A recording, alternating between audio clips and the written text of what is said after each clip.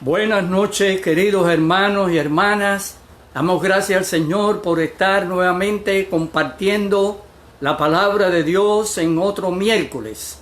Damos gracias a Dios por este día, un día hermoso que hemos tenido aquí, soleado, agradable. Damos gracias a Dios porque su palabra es viva y eficaz y permanece para siempre. Y quiero compartir con ustedes una palabra que me ha sido de bendición, me ha edificado, me ha ayudado y creo que muchos la necesitamos. Esta palabra del Señor la he titulado El peligro de ser profanos.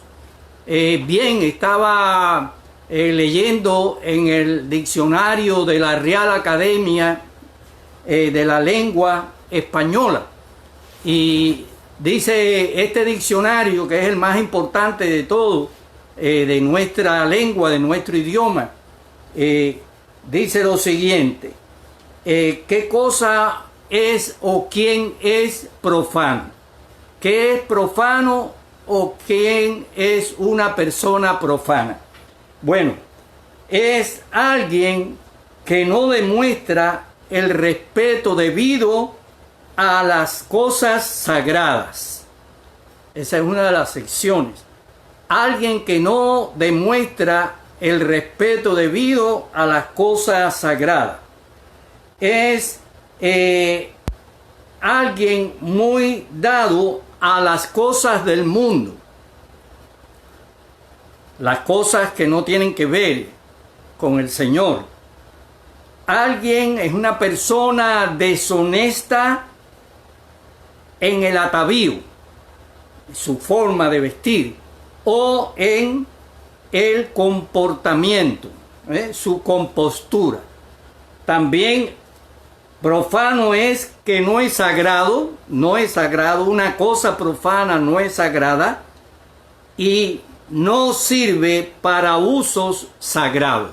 Esto es lo que dice un diccionario que no tiene nada que ver con las escrituras, que no tiene nada que ver con la Biblia, pero está dando una definición, una explicación en qué consiste una persona o una cosa profana. Bien, la palabra de Dios nos habla en varios textos acerca de este término, acerca de este tema, ¿no? Y es muy importante que volvamos nuestros ojos allí, porque esto es algo muy sutil. Es como dice allí, la palabra de Dios habla de las zorras pequeñas, que dice que las zorras pequeñas echan a perder la viña, ¿no? Zorras pequeñas son cosas que no le damos importancia. Como diríamos, pequeños pecados, pecaditos, que no se le dan mucha importancia. Pero las zorras pequeñas eran las que entraban por los vallados, allá en Israel o en otras partes del Medio Oriente, que había un viñedo, se le ponía una cerca, un vallado de madera, y entonces una zorra no podía entrar por un orificio pequeño, una zorra adulta, pero las zorras pequeñas sí entraban. ¿Y qué pasaba con las zorras pequeñas? Que dañaban el sembrado. Por eso nos dice la Escritura, las zorras pequeñas echan a perder la viña. Muy bien. Miren, lo que dice Levítico 10, los versos al 8 al 10. Dios le está dando instrucciones al sacerdote Aarón y a sus hijos, para que ellos sepan cómo manejar, cómo conducirse en el servicio del sacerdocio, para poder discernir y para poder entender la separación entre lo que era santo y lo que no era santo. Entonces dice así, Levíticos 10, 8 al 10. Y Jehová habló a Aarón diciendo: tú y tus hijos contigo no beberéis vino ni sidra, cuando entréis en el tabernáculo de reunión, para que no muráis. Estatuto perpetuo será para vuestras generaciones, para poder discernir entre lo santo y lo profano, y entre lo inmundo y lo limpio. Bueno, así le está diciendo el Señor a el sacerdote, el sumo sacerdote, para él y sus hijos, porque recién habían muerto dos hijos de Aarón, Nadab y Abiú. ¿Qué pasó con Nadab y Abiú? Eran buenos jóvenes, eran buenas personas, amaban a Dios, temían a Dios, estaban al servicio de Dios, pero cometieron una falta grave. ¿Cuál fue la falta grave de estos dos hijos de Aarón, Nadab y Abiú? Dice la Escritura que tomaron los inciensos, los incensarios, y ofrecieron un incienso que no había sido ordenado por el Señor. Es decir, quisieron hacer las cosas como a su manera. Quisieron desarrollar un ministerio como les parecía, pero todo eso estaba regulado. ¿Y qué pasa? ¿Qué pasó a estas vidas? Murieron instantáneamente por la mano del Señor. Dios los amaba, pero tenían que actuar de esa manera. Entonces, aquí hay una indicación, hay una orientación muy importante para Aarón y sus demás hijos y todos los descendientes que iban a seguir en el ministerio a través de generaciones, para su conducta cuando ellos fueran a ministrar en el tabernáculo. En ese momento, posteriormente era en el templo, no podían beber vino ni sidra. Quiere decir, tenían que estar totalmente sobrios para saber lo que estaban haciendo y para ayudar al pueblo al cual servían.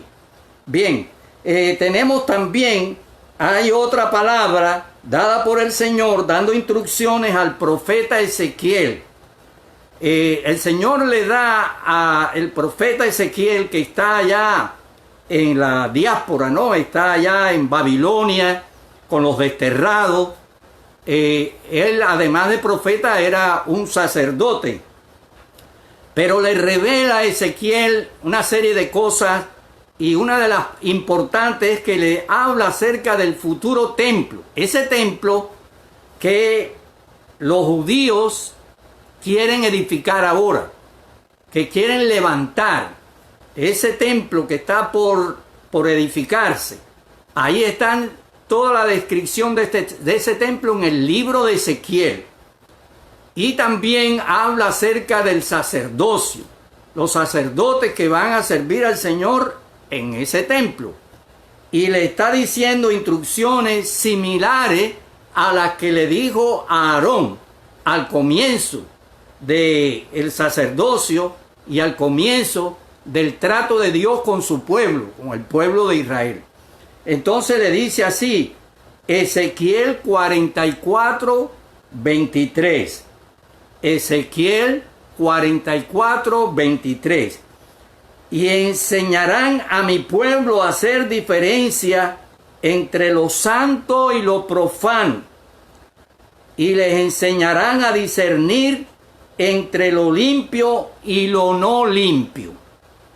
Bien, así que aquí hay una dirección, una instrucción para que los sacerdotes, los líderes, los que tenían la responsabilidad de instruir acerca de las cosas del Señor, enseñaran lo correcto, enseñaran acerca de lo santo y diferenciaran primero ellos mismos entre lo que era santo y no era santo, y después lo enseñaran a la población.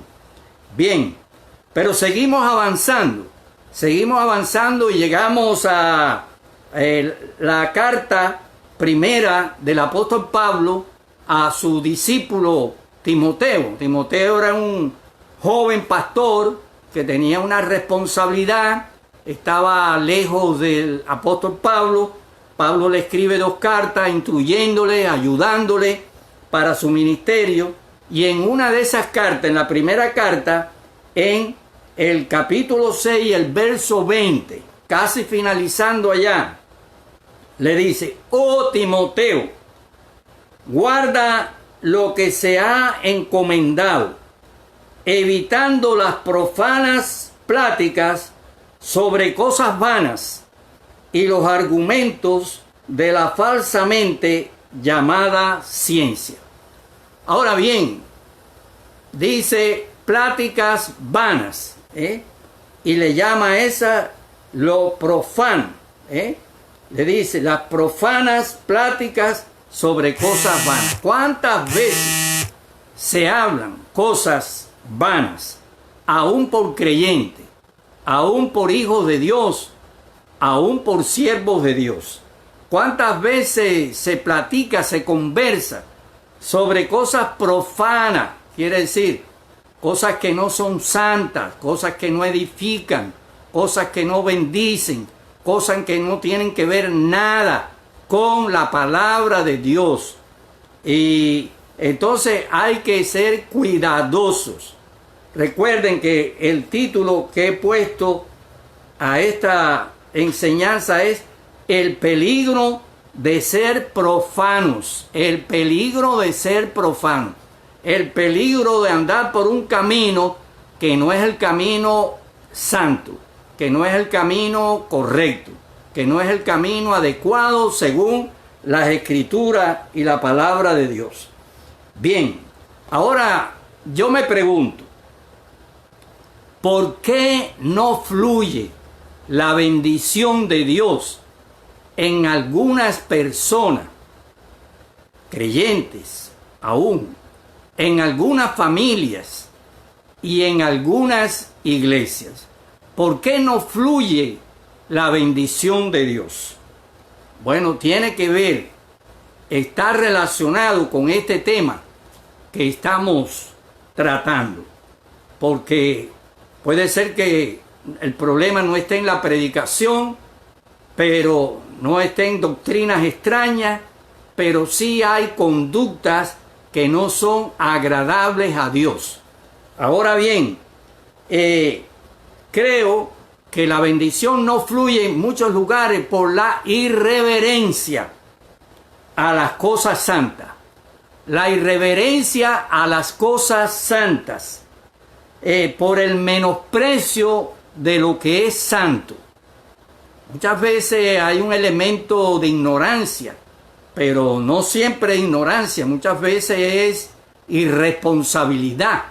Ahora bien, hay falta de reverencia al nombre de Dios, queridos hermanos. Hay falta de reverencia al nombre de Dios. Y eso es algo que al Señor le desagrada en gran manera.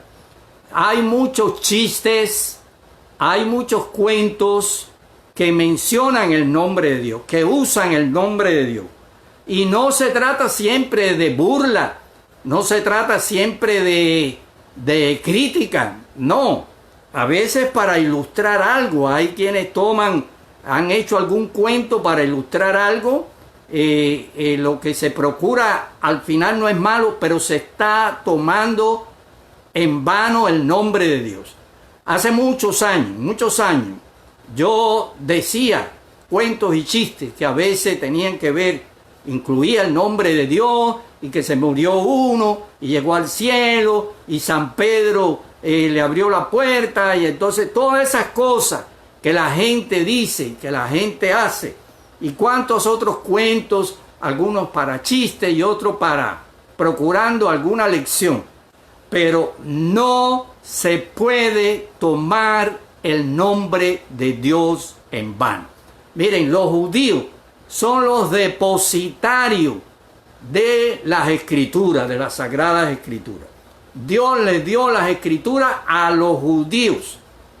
A los judíos. El Antiguo Testamento totalmente es de judíos. Y el Nuevo Testamento con excepción del libro de los Hechos de los Apóstoles, todos los demás libros son escritos por judíos. Quiere decir que a ellos se les ha dado esa facultad, esa potestad, ese privilegio de ser depositarios, se les dio la revelación. Y los judíos no mencionan el nombre de Dios. Cuando van a hablar o están leyendo, van a mencionar el nombre de Dios, cambian el nombre de Dios y dicen Adonai, es decir, el Señor. El Señor. No dicen el nombre, no dicen Yahvé, no dicen Jehová, no dicen otros nombres que se atribuyan a Dios. Ellos dicen Adonai. Entonces la Escritura nos dice a nosotros, en el libro de Éxodo allí, hablando en los 10 mandamientos, dice, no tomarás el nombre de Jehová tu Dios en vano, porque no dará por inocente Jehová al que tomare su nombre en vano. Palabra que es seria, hermanos y hermanas, y personas que me escuchan. No tomará, dice, Dios no tomará por inocente, no dará por inocente al que tome su nombre en vano. Tenemos que tener mucho cuidado, mucha reverencia. Mejor deje los cuentos, deje los chistes y deje también mucha conversación, que donde el nombre de Dios está a flor de labio, por gusto. Por gusto. No debemos estar hablando a cada momento por gusto del Señor. Usemos el nombre del Señor cuando hay una razón para ello. Una razón válida. Ahora, fíjense, estamos hablando de que esa falta de fluidez, de bendición, es por ausencia de reverencia. Pero vamos a seguir poniendo algunos ejemplos. Miren, el pecado de Esaú. El pecado de Esaú, el hermano de Jacob. ¿Cuál fue el pecado de Esaú? Fue el hecho que él menospreció la primogenitura que le correspondía. No le importó eso de la primogenitura, que era una cuestión espiritual, un valor espiritual delante de Dios. No tenía que ver con las cosas materiales allí en el momento, pero sí delante de Dios. Y un día que tuvo hambre, pues vendió su primogenitura por un plato de potaje, para satisfacer su hambre, y arregló eso. Y dice la palabra de Dios, bueno, lo vemos cuando leemos allí en el libro de Génesis. Y dice la palabra de Dios en el Nuevo Testamento, en el libro de Hebreo, que después lo procuró con lágrimas, procuró la bendición de Dios con lágrimas y no la alcanzó. Entonces, Esaú fue un profano que menospreció lo que se le había otorgado. Tenemos el caso de los hijos del sacerdote Elí, 2 hijos del sacerdote Elí, que estaban allí junto al tabernáculo también, en Silo, y ellos ministraban, y la gente iba a llevar sus ofrendas, y ellos se comportaban impíamente, y trataban de extorsionar a los israelitas, y de quitarle parte de la carne de los sacrificios, aún a la fuerza. Actuaban en el templo de Dios como si fuera una carnicería de un mercado de cualquier población, de cualquier sitio. Entonces ellos menospreciaban el ministerio. Ellos profanaban el ministerio. Actuaban como profanos, no como hombres de Dios. Y eso les costó la vida. Los 2 murieron un mismo día, dice la palabra de Dios. Entonces, sigo hablando de algunos casos de falta de reverencia. Y estaba leyendo allí en el libro Segundo de Reyes, en el capítulo 23, el versículo 23 y 24. Aquí hay algo que sucede un poco fuerte para nosotros, un poco fuerte, un poco difícil de entender para nosotros, pero Dios dice que el Señor es fuego consumidor. Hermano, a todo el mundo le gusta la palabrita que dice Dios es amor, pero la palabra de Dios dice que Dios es fuego consumidor. Y ahí estaba el siervo de Dios, Eliseo, que no hacía mucho tiempo había sustituido a Elías. Y Dios lo ungió y lo llenó de poder, lo invistió de poder y era un líder espiritual de la nación. Y entonces llegó a Jericó y los habitantes de Jericó le dijeron, el lugar en que está la ciudad es bueno, el lugar es bonito, pero hay un problema, las aguas son malas. Y Eliseo dio unas instrucciones y le echaron allí a la fuente de las aguas y se sanó aquel problema de Jericó.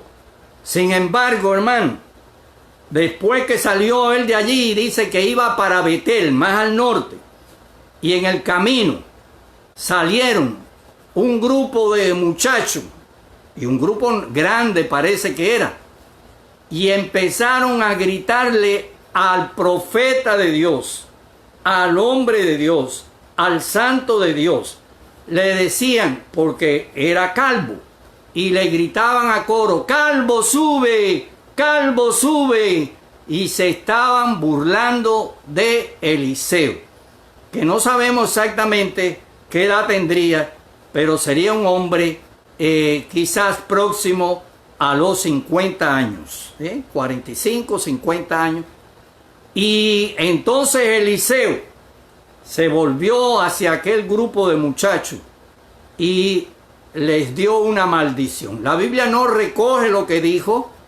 Tal vez fue, Señor, te encargo ese problema a ti, este asunto a ti. Júzgalos tú. Señor, toma esto en tus manos. Alguna palabra que dijo Eliseo, no lo dice la Biblia, no lo sabemos. Pero él siguió su camino y al poquito tiempo, allí de la espesura, salieron dos osos. Recuerden que están cerca del Jordán y eso era un monte, allí alrededor del monte. Salieron dos osos y mataron 42 muchachos de aquel grupo. No creo que mató al grupo completo, pero dice, mataron los dos osos, 42 muchachos, como juicio de Dios. Eliseo no tenía potestad de enviar osos, no tenía potestad, pero Dios sí tenía la potestad. Y Dios sabía lo que le habían hecho a su siervo. Y Dios sabía que era una irreverencia, que era un acto profano. Y entonces Dios juzgó y le costó la vida a esos 42 muchachos. Imagínense ustedes cómo estaría aquella zona, aquella región, 42 muchachos, cuántas familias enlutadas, cuántas familias que... Pero horrenda cosa es caer en manos del Dios vivo. Y Dios es fuego consumidor. Hay que tener reverencia ayer y hoy. La gente juega con el Señor y juegan con las cosas de Dios. Y no solamente los impíos, los ateos, no. Aún creyentes juegan con las cosas del Señor. Miren, por la falta de temor a Dios, cuántas cosas ocurren. Creyentes hablan de la palabra de Dios, de la Biblia, como si fuera un libro cualquiera, sin darle ningún valor a ese libro. Yo recuerdo en mis primeros años de cristiano que vi un versito que decía sobre la Biblia, no me tires para un lado ni me pongas nada encima, que soy un libro sagrado de procedencia divina. Entonces, no hay que tener a la Biblia como un amuleto, como un talismán, pero hay que tratarla con reverencia. Póngala en un sitio, una mesita donde usted la pone, tómela. Y eso, lo sagrado no es tanto ese papel, el contenido que tiene, pero hay que pensar el valor de ese libro, el valor de esa revelación. Entonces, por otro lado, creyentes son irreverentes en el culto cristiano. Yo lo he visto a través de muchos años, a través de tantos pastorados, en iglesias que yo he pastoreado y en otras que yo he estado de visita. ¿Qué es lo que se ve muchas veces? Bueno, hay creyentes que en medio del culto están conversando. Se está adorando, hermano, se está adorando. Y hay cristianos que están una conversación ahí como que si estuviera en el parque. Eso es irreverencia. Eso es ser profano. Por otro lado, ahora con tantos teléfonos, yo creo, mi criterio personal, que el cristiano debe llevar su Biblia así impresa al templo. Y cuando se lee la escritura, leer la Biblia impresa en el templo. Es bonito y bueno tener la Biblia en el teléfono. Déjelo para afuera, para cuando usted esté en otro momento, en otro lugar, y no tenga la Biblia allí impresa. Entonces busque allí la versión que usted va a leer en su teléfono. Pero hay creyentes que están con el teléfono mientras el servicio se da, ya sea la alabanza, ya sea la prédica, y están escribiendo. Están escribiéndose no sé qué, están conversando no sé con quién, y están como ausentes. Entonces el cuerpo está en el servicio de la iglesia, pero su espíritu no está allí. Y eso es ser profano y es ser irreverente. Eso es algo que desagrada a Dios. Y hay creyentes que se levantan innecesariamente. Si alguien por una necesidad tiene que ir al baño, va al baño. Pero hay creyentes que se levantan una vez y se vuelven a levantar varias veces mientras el servicio, el culto cristiano se desarrolla. A veces tenemos un niño al lado, pequeño, o un niño delante, y hay hermanos y hermanas haciéndole figuritas y haciéndole cositas al niño y riendo. ¿Usted está a qué vino aquí? ¿Vino a adorar a Dios? ¿Vino a oír la santa palabra de Dios? ¿O a qué vino a este lugar? Eso es ser irreverente. Y usted está deshonrando el lugar y el nombre del Señor. Por otro lado, hay creyentes en todos los tiempos, los he visto, que dejan de asistir para ver un partido deportivo, ¿no? Sea de un deporte, sea de otro, un partido de un deporte, o para oír o ver una novela. Entonces, ¿qué valor tienen las cosas? Cuando para alguien tiene más valor un partido, sea fútbol, béisbol, otro, y una novela, una telenovela. Algunos no asisten y otros se van antes de tiempo. Eso Dios lo mira, porque los ojos del Señor contemplan sobre toda la tierra, y Él juzga y va a juzgar esas cosas. Y después nos preguntamos, ¿por qué no hay la bendición de Dios sobre esta persona, sobre esta familia o sobre esta iglesia? Y vamos encontrando las razones. Muy bien, pues, y para finalizar esta parte, ya no voy a extenderme mucho, pero muchas personas cantan lo que no creen. Usted está cantando en la iglesia y no debe ver qué dice la letra de lo que cantamos. Y si usted está cantando lo que no cree, usted es un farsante y usted es hipócrita delante de Dios. Y personas a veces hacen oraciones delante de grupo o en una misma iglesia para ser oídos por los que están allí. Pero hay muchas oraciones no llegan a la presencia de Dios. Recuerden la oración del fariseo que oró, de la parábola del publicano y el fariseo. Aquella oración del fariseo no llegó al cielo, se quedó en el techo de aquel lugar del templo. Entonces, bueno, no olvidemos que Dios es santo y que examina a cada persona, a cada ser humano. Y especialmente Dios contempla a sus hijos, contempla a aquellos que se llaman cristianos, que somos los que debemos comportarnos debidamente. Ahora miren lo que dice Éxodo, capítulo 3, los versos 4 y 5. Muy conocido de todos los cristianos. Cuando el Señor está allí, aparece en la zarza ardiente del desierto, la zarza que ardía y no se consumía. Y entonces Moisés se acerca porque le llama poderosamente la atención, porque aquello no es normal. Y Dios le dice así, lo llamó Dios de en medio de la zarza y dijo, Moisés, Moisés. Y él respondió, heme aquí. Y dijo, no te acerques, quita tu calzado de tus pies, porque el lugar en que tú estás, tierra santa es. Así que el Señor ordenó a Moisés quitar su calzado, su sandalia, porque el lugar era tierra santa.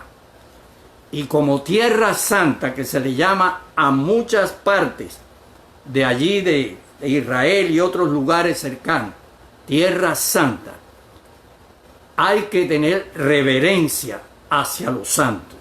Hermanos y hermanas, miren, el lugar en que estamos nosotros, el lugar en que tú estás y el lugar en que yo estoy es tierra santa. Estamos en tierra santa porque tenemos la palabra de Dios a nuestro alcance, la Biblia, las Sagradas Escrituras. Eso es tierra santa. Nosotros tenemos la adoración que le damos al Señor. Tenemos el servicio cristiano. Tenemos la oportunidad de acercarnos al trono de la gracia para alcanzar oportuno socorro. Eso es tierra santa. Entonces tenemos tantas oportunidades en el quehacer cristiano, en el quehacer cotidiano, que todo esto representa tierra santa. Por lo tanto, tenemos que vivir con temor de Dios. Tenemos que vivir en reverencia.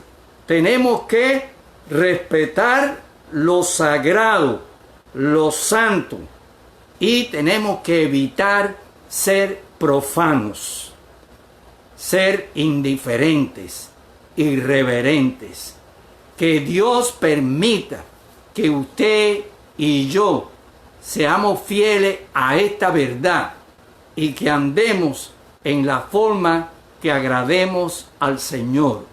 Dios lo bendiga, bendiga a usted, bendiga a su familia, bendiga la iglesia cristiana Cypress, donde nos encontramos muchos de nosotros, bendiga otras iglesias que están cerca, que están lejos, hermanos que están por otras partes aquí de Texas, hermanos que están por la Florida, que están por Puerto Rico, que están por Cuba, que están en Venezuela, hasta en Italia. Hay una hermana que nos está mirando frecuentemente, y en cualquier lugar donde hay una persona que está buscando al Señor, Dios le bendiga y bendiga a su familia. Y vamos a hacer una oración. Padre, en este momento te damos gracias porque hemos hablado de tu palabra.